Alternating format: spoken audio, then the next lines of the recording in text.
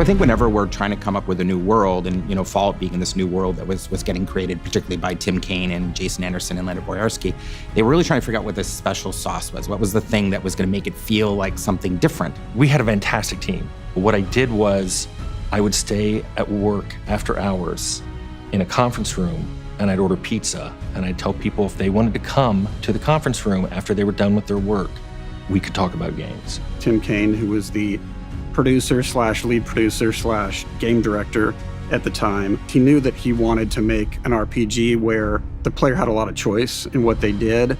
And we, I think as a group, came up with the idea that you could talk or fight or steal your way through the whole game, which was kind of a revolutionary idea in those days.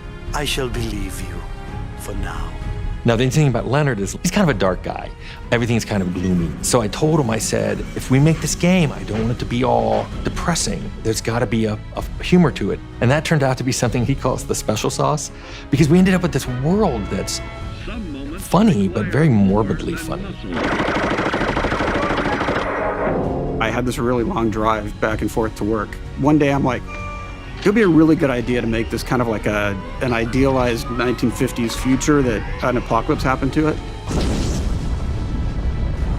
One day he said, what if we did what the 1950s thought the future was going to be like? So big robots and flying cars and just all kinds of insane atomic-powered things. And he really wanted to do that. And I have to admit, at first I was like, I don't get it, but let's see where this goes. And I'd say within 6 months, everybody got it, and they loved it. The juxtaposition of the kind of the innocence of the 50s with the violence that was going on. It was this sense of sort of comedic irony, I think, in the end, and it would create what would seem awful a lot of times, but it would kind of make you laugh. Oh, don't get carried away there, big fella.